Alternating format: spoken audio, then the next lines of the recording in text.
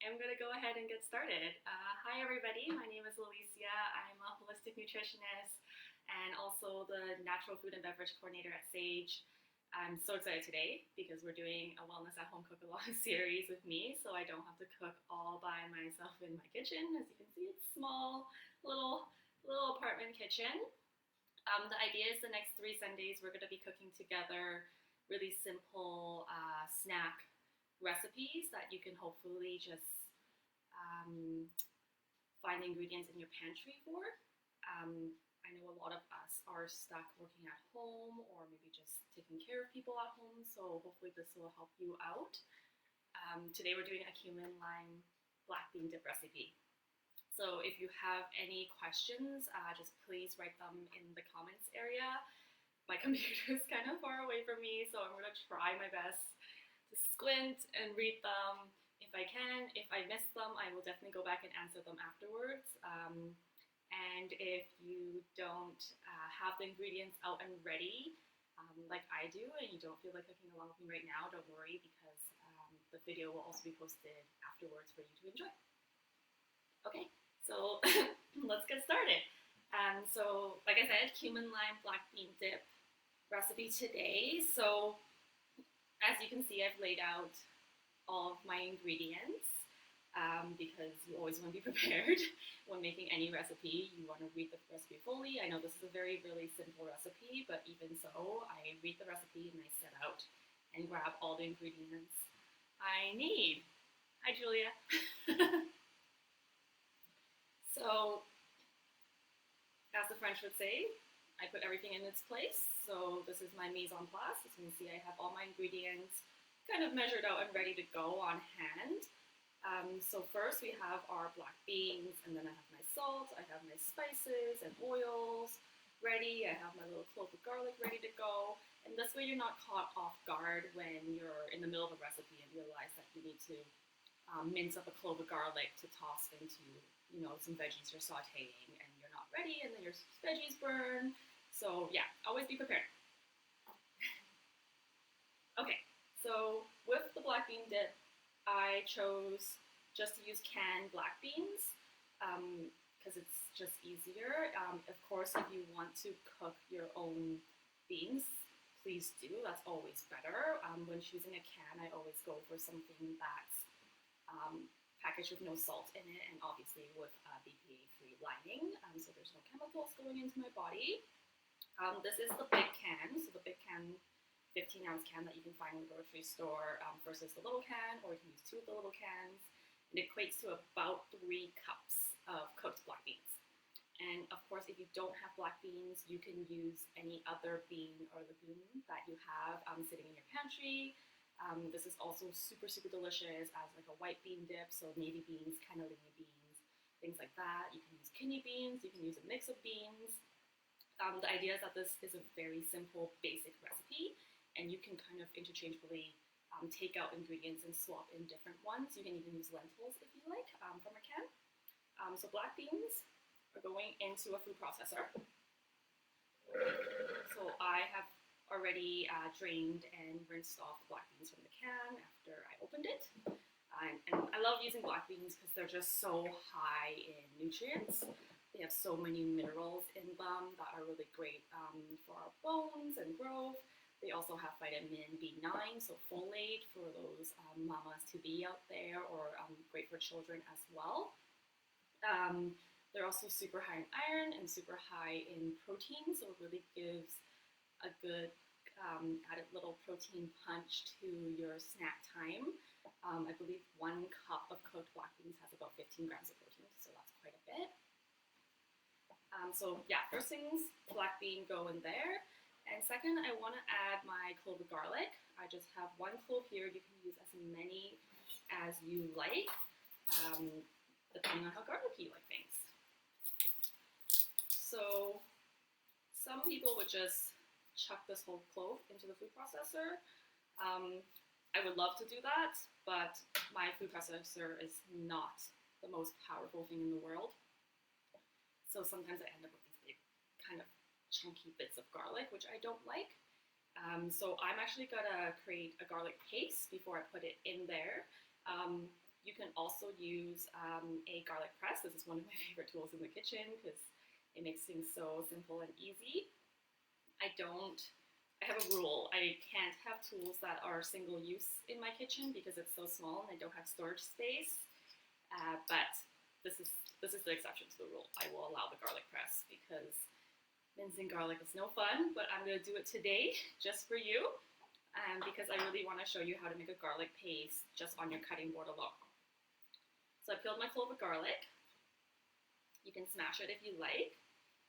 What you actually want to do is, once you've cut your garlic or smashed it, you want to let it sit on your counter for a few minutes. What this does is the act of cutting or smashing the garlic breaks open the cells within the garlic and releases an enzyme, and that enzyme helps produce allicin. Allicin is a plant compound in garlic that's basically known for all the crazy properties that you hear garlic to have. So garlic is antifungal, antibacterial, antimicrobial, it's an antioxidant, all the great things. Basically, we all should be consuming a lot of garlic right now. As you can see, I'm trying to get the garlic as fine as possible, just using my knife. I'm putting my hand on top here to prevent cutting my fingers, and just pushing the garlic in a little pile every once in a while to get it as fine as possible.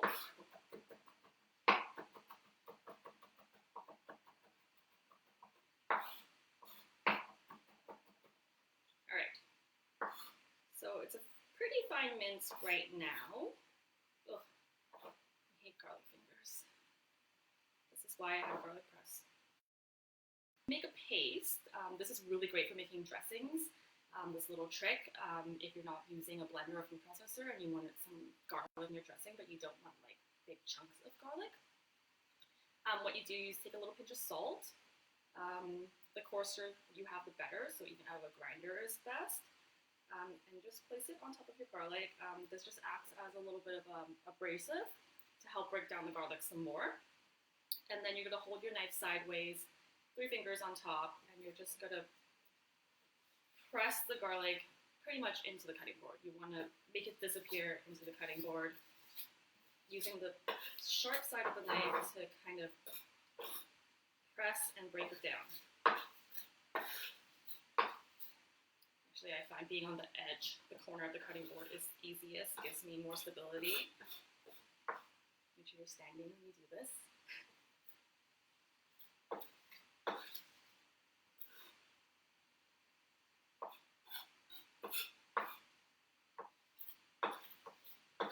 And for those that don't know, the way you get the garlic smell out of your fingers after you're done doing this is to rub your fingers under cold water and then rub your fingers on some stainless steel. So ideally your sink will be stainless steel, so that makes your life really easy. You can just run your fingers along your sink as you're washing your hands afterwards. The blade of your knife is also really good, but just be careful. Alright, so now we have our garlic paste. And I'm just gonna, garlic paste. Put that into the food processor. We have any last bits here.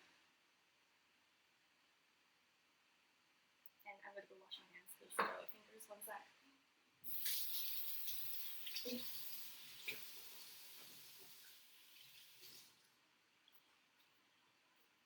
Okay, so that was the garlic, and next we're gonna throw in, oh, we can put this right now.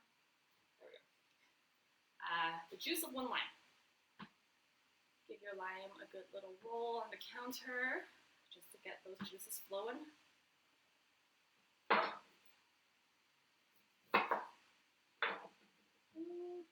If you don't have a lime at home handy, I actually had to run out yesterday because I didn't have any, and luckily was able to get to a grocery store and get a lime for this. If you don't have a lime handy, use a lemon. If you don't have a lemon handy, use maybe like 1 tablespoon of vinegar of your choice. I would go with something pretty mild, so maybe a apple cider vinegar or a white wine vinegar or something also just skip it altogether. So just going to juice my lime right into here with my fancy lemon reamer. It's really nice because it has a little catchy bit to catch any lemon seeds, but no seeds in these limes, so it's great. Oh, that smells so fresh and good.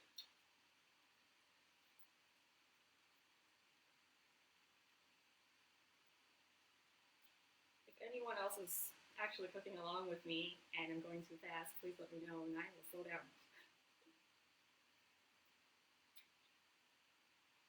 Alright, that's 1/2. Second half.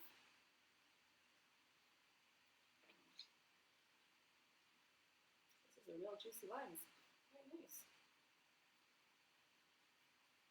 So the lime juice in here, obviously a huge kick of vitamin C. Vitamin C is known to kind of aid in our immune system and help our immunity. So I thought it would be a good little addition to this just because none of us want to get sick right now. Vitamin C also helps the absorption of iron in our body. And with the black beans being so high in that, it's actually a really great pairing together. Okay, lime juice is in. I'm going to have to wash my hands again. And then we're going to put in our spices. So today I've decided to use cumin and paprika. You can use really any spice you like. But I find the cumin and the black beans together taste so good. There are specific measurements on the recipe for you. I just don't like to measure. So I'm just going to eyeball it. My 1 teaspoon of cumin and then 1/4 teaspoon of paprika, or more if you like paprika. I just prefer to do things to taste usually. Okay, come on. I'm at the end of the bottle here. Cumin, if you didn't know, is also very high in iron and also really great for your digestion. So really good to soothe an upset stomach. If you have fresh cumin seeds, even better. I would give them a little toast, just dry, in a pan, and then grind them up in the mortar and pestle before popping them in here. I don't have any dried cumin seeds with me right now, so we're using the ground stuff. And then a little shake of paprika. Yum. Okay, almost there. Season with salt. Because these beans were canned without salt, I know they're pretty bland.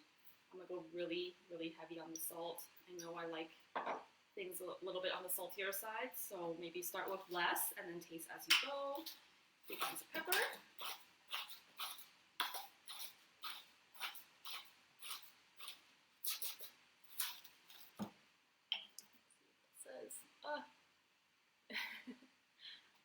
Okay, and what am I missing? A little bit of olive oil. So I'm going to do a little drizzle, about 2 tablespoons of olive oil. A great source of healthy fats. That seems like enough. See me? I don't like to measure. Okay, and that's everything. So I'm going to pop the lid on and go blend it in the food processor right now.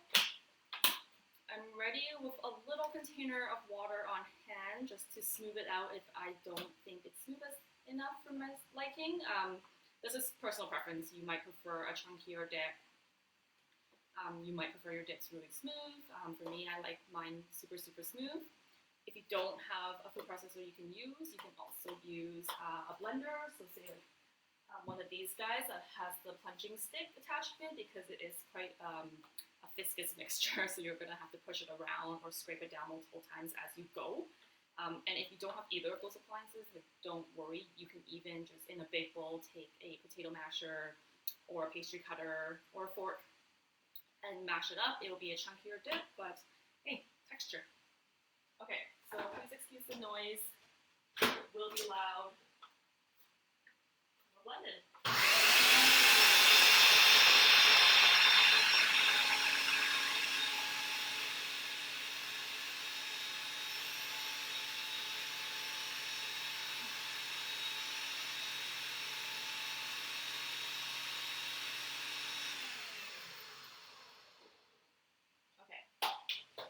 tapping for a sec just to scrape down the sides.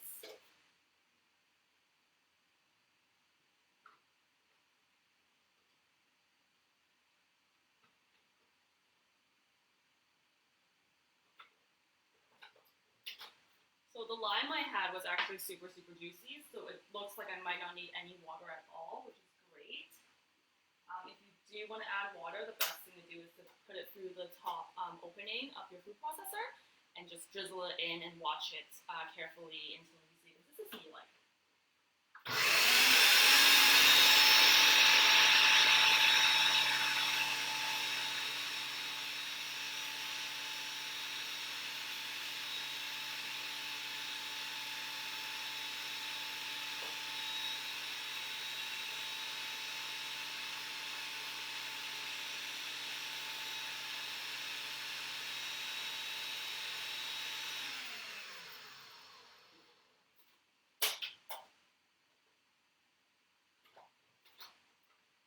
Not yet.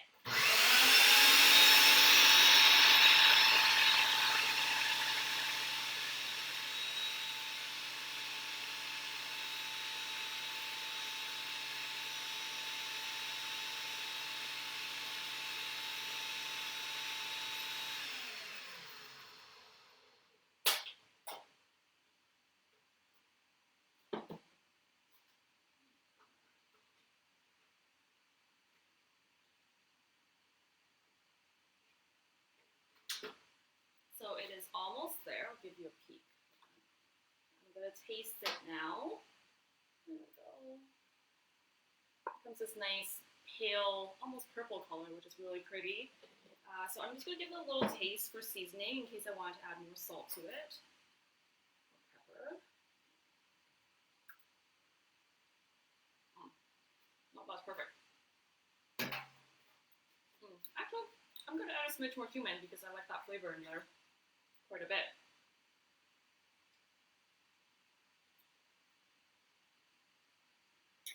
So this is really great just to be had as a dip. Obviously with veggies or crackers, but it also makes a really good sandwich and wrap spread.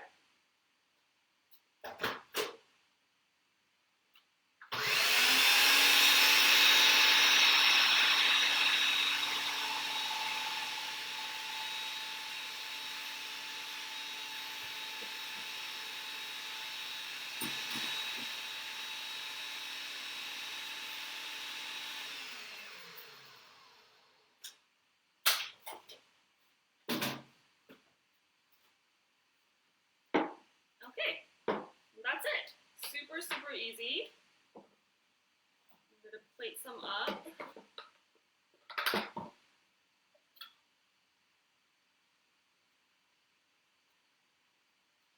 It's nice to know that people are here with me. It's been a long week of just cooking by myself in here. Alright, just going to get as much of this off this plate as possible.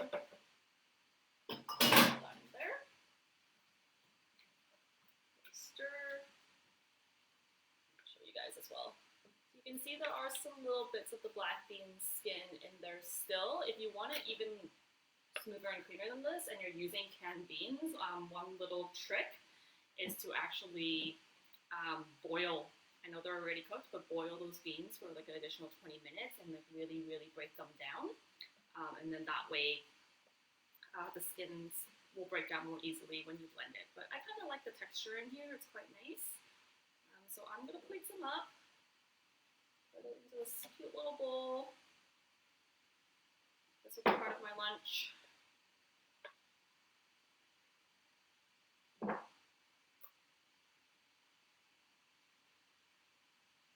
Okay. Now, so I'm going to actually really pretty little swirl of a spoon, a little drizzle of olive oil, and I'm actually going to chop up a little bit of cilantro to put on top. I love cilantro. I know it's not for everybody. I'm just going to take a little bit here on my cutting board.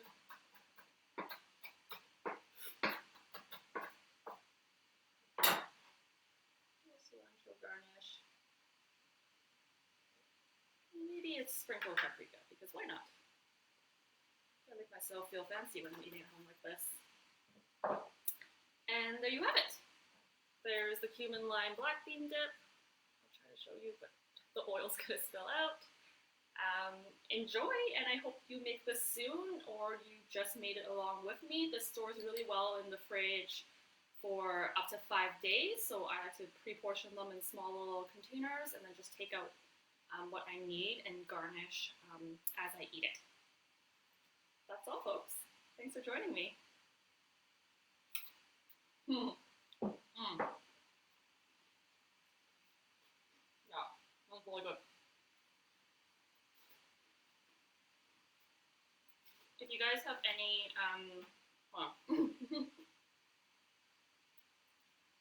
requests for what we should make next, we were thinking energy balls for the next one, so just type it in the comments. Thanks for joining me.